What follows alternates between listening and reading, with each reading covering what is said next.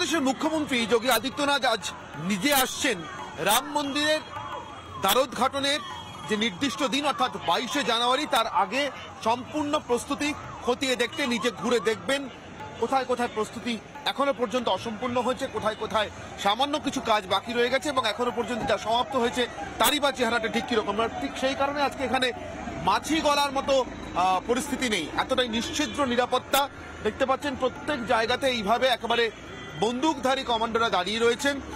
রাস্তার এপার ওপার সর্বত্র একই দৃশ্য। আমি রজনীকে বলবো ক্যামেরাটা একটু প্যান করে দেখাতে। আমার সঙ্গে ভিডিও জার্নালিস্ট রজনী, তিনি রয়েছেন। উত্তরপ্রদেশ পুলিশ তো রয়েছে, তার সঙ্গে সঙ্গে বিভিন্ন আধা সেনা মোতায়েন রয়েছে এখানে, বিভিন্ন বাহিনীর আধা সেনা জওয়ানরা মোতায়েন রয়েছেন। রাস্তা যেখানে এখান থেকে যে রাস্তাটা যাচ্ছে সোজা রাম মন্দিরের দিকে, আমরা যেখানে দাঁড়িয়ে আছি এতদিন পর্যন্ত লতা মঙ্গেশকর চক পর্যন্ত সরাসরি এবং তারপর আরো কিছুটা গাড়ি নিয়ে যাওয়ার আমাদের অনুমতি মিলত নির্দিষ্ট পাসের বিনিময়। সেই পাস ভ্যালিড থাকলেও, অর্থাৎ সেই পাস এখনো পর্যন্ত কার্যকর থাকলেও আজকে কিন্তু ঠিক এখানে সমস্ত মিডিয়া, শুধু মিডিয়া না, সমস্ত গাড়িকে এখানে আটকে দেওয়া হচ্ছে।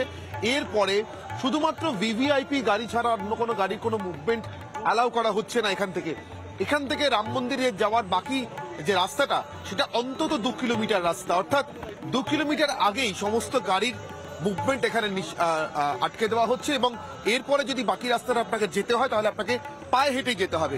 তা সত্ত্বেও উৎসাহী দর্শনার্থীরা রয়েছেন যারা পায়ে হেঁটেই যাওয়ার চেষ্টা করছেন। রজনীকে আমি বলবো একেবারে রাস্তার ওই দিকটাতে ফুটপাতে দেখাতে, সেখানে কিন্তু উৎসাহী দর্শনার্থীরা আজকের দিনটা পর্যন্ত যারা দর্শন করবার সুযোগ পাচ্ছেন তারা যাচ্ছেন এবং সমস্ত যাবতীয় সিকিউরিটি চেকিং এর পর, নিরাপত্তা চেকিং এর পর তারা ফুটপাতের একদম রাস্তার নির্দিষ্ট ওই অংশে ফুটপাতের উপর দিয়ে তারা হেঁটে চলে যাচ্ছেন।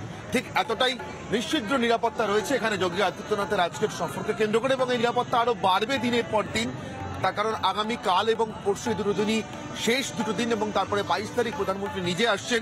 ইতিমধ্যেই প্রধানমন্ত্রী আসার কারণে, অর্থাৎ প্রধানমন্ত্রী আসছেন বলে বেশ কিছু নিরাপত্তাজনিত বিষয় এবং তার দেখভালের দায়িত্ব কিন্তু বিশেষ বিশেষ বাহিনীর জওয়ানদের হাতে চলে গিয়েছে।